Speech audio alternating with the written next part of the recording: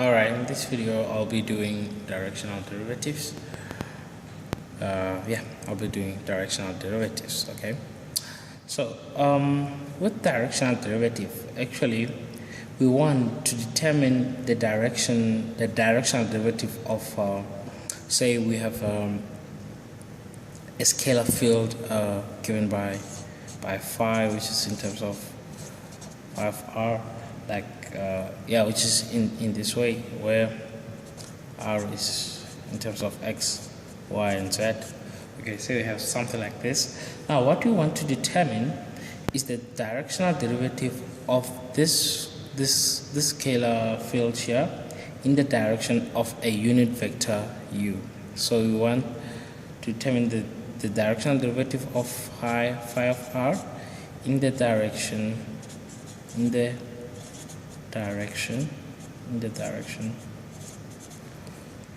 of a unit vector u. Okay, so like I said, phi is a scalar field which is in this form. Okay, now we say that the directional derivative given as d phi ds is equals to the partial derivatives of del phi del x, del phi del y dot u. This is when you are in 2D, and when you are in 3D, it is obviously gonna be d phi ds is equals to del phi del x, del phi del y, del phi del z, and then we take dot u. Okay, so this is the basics of directional derivatives. Okay, now we say that there's something that we call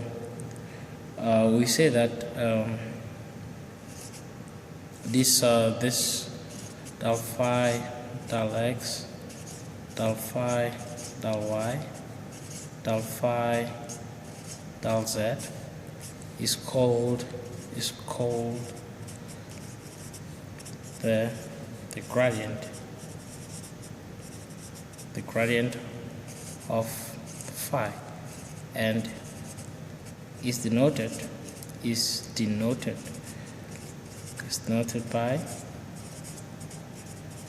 grad phi. Okay, so given that this thing is equals to that means you can write that the directional derivative d phi ds is equals to grad phi dot u.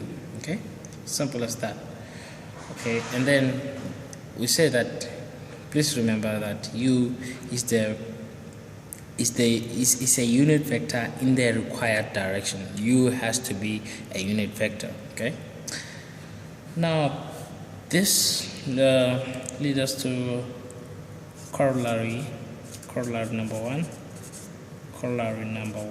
Okay, now corollary number one says that at any given point the directional derivatives d phi ds has a maximum value equals to grad phi. So we're saying that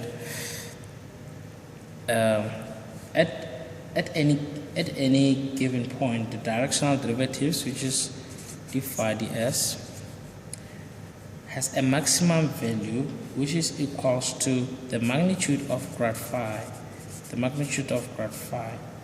which is obtained by taking u in the direction of grad phi. So that means that u is in the direction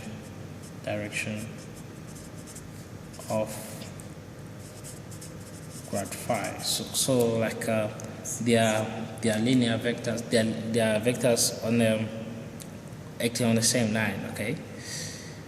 Okay, so I give you this, I give you that. Now I'm gonna show you how you can possibly show like the proof of that thing. Okay, so we say that we're talking about a value. So a value, it definitely had to be like a magnitude.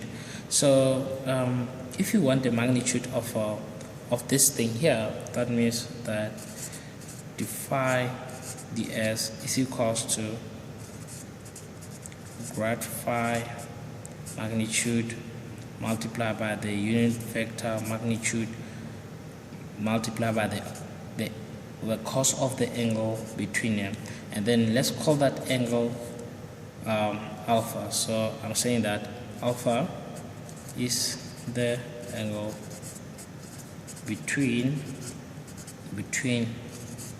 grad phi and u. Okay, so we have this. So we want the maximum value of the directional derivative d phi ds.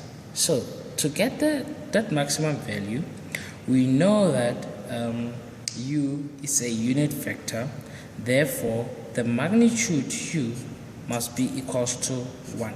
Okay, so we're done with u.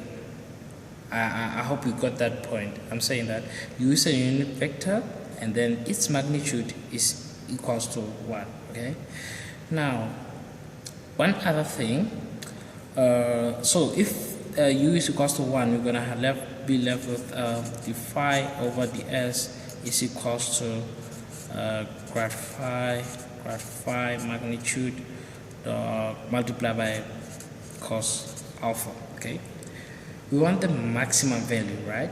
So the maximum value of cos of alpha,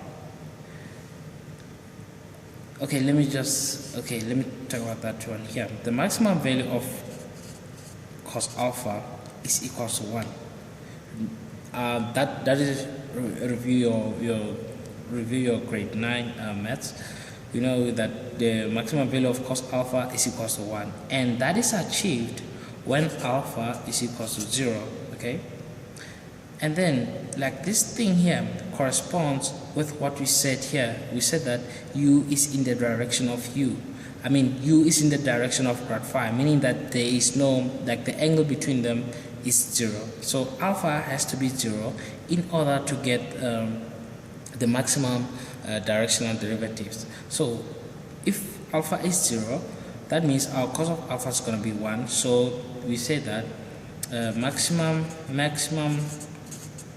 directional derivative is given by the magnitude of grad of phi.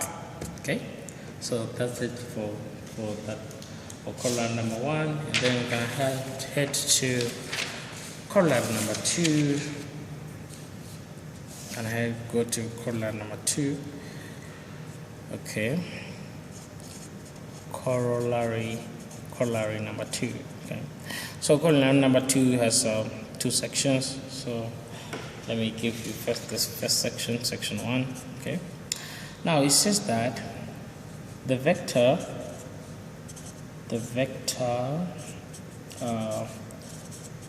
grad phi is normal. The vector grad phi is normal. The vector grad phi is normal to n implicitly defined curve or surface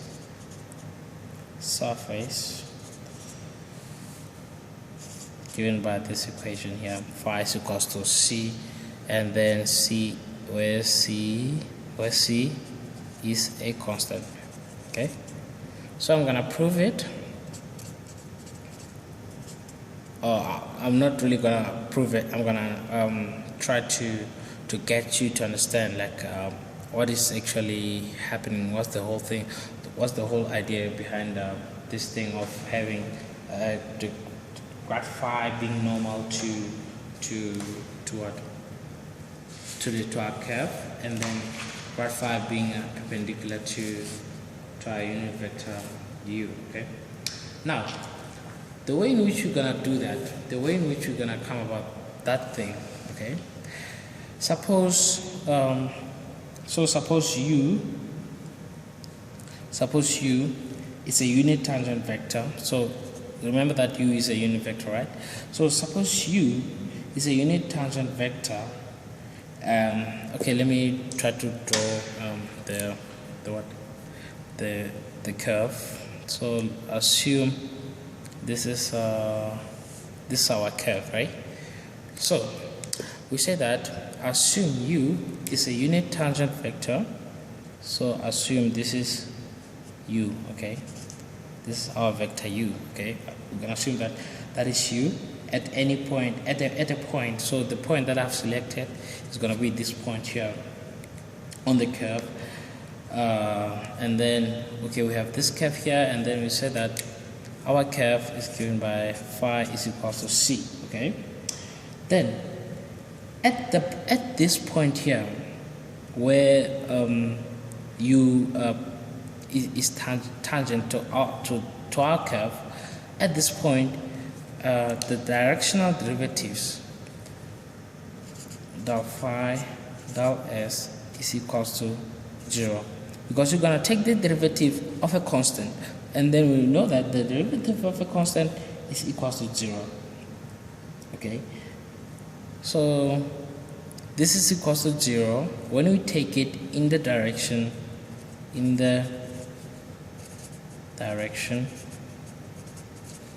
of u, okay, because phi is a constant, like I said, okay.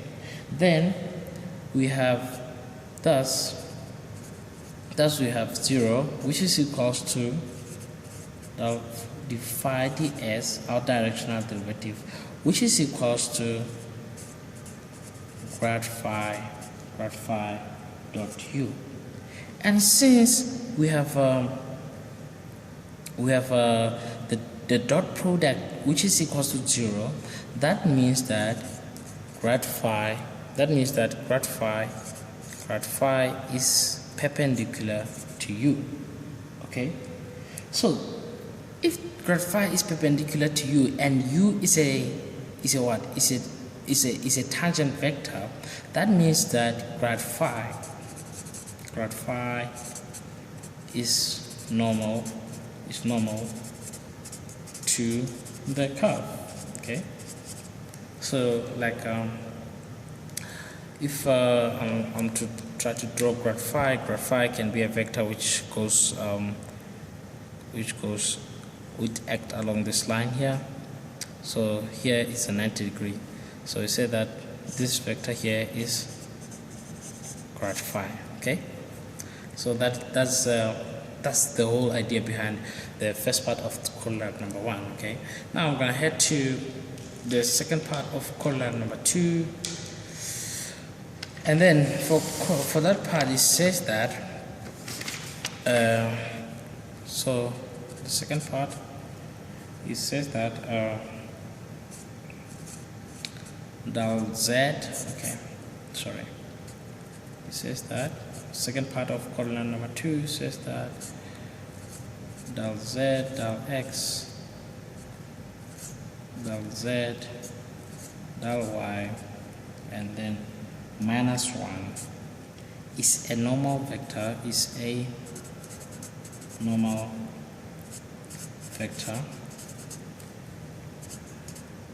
to an explicitly defined surface given by z is equals to z, which is in terms of x and y at point x, y, and z. Okay, now we have this thing here. Okay, what I'm gonna do is okay, I'm gonna do this. Remember from previously, from this part here, we proved that okay, now I'm proving this proof. Okay, this is a proof. I'm showing you how you can do it, not the actual proof, but it's a proof. Okay, so from here we said that grad phi is perpendicular to you on a curve which is defined by phi is equals to c, where c is a constant. C is a constant, right?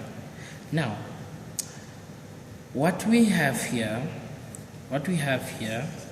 is something. Okay, I'm gonna write it again and then say z which is x in terms of x and y is equals to z. Okay, let me just write it in this way. Okay, so that, okay, let me take this z to that other side. So I'm gonna have z which is in terms of x and y minus z is equals to 0.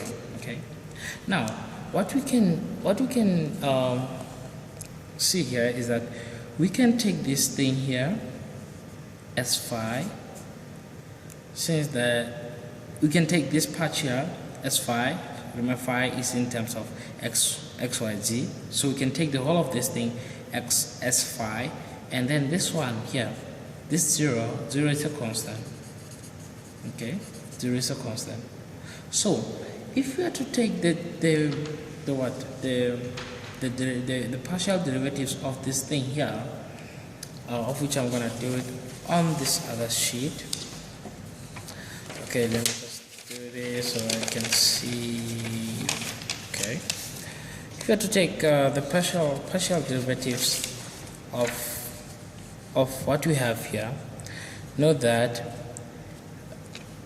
we're gonna have the partial derivative with respect to z here, because this function is in terms of z. So we're gonna have del z del x. So okay, let me write it in this way. I want we want grad phi. We want grad of phi, right? Because we say that this is phi, so that means that when the gradient of z, which is in terms of x and y, minus z. Okay, now that thing here is given by gonna take the partial derivative of this with respect to x, so we're gonna have del z del x, and then partial derivative of this thing with respect to y, we're gonna have del z del y, and then partial derivative of this with respect to z, we're gonna have a minus 1, a 1 actually, and then, sorry about that, like I was saying, we're gonna have del z del x, del z del y, and then when we take the partial derivative of this thing here, partial derivative of z with respect to z, we're gonna have a 1, and then because this is a negative here, we get a negative 1, which is something which correspond to what we have here. Okay, so this thing is a normal vector to an explicitly defined surface of this one. So we said, remember that grad phi. So the way in which these two things relate is that we said that grad phi is normal to phi is equals to c, to this curve here.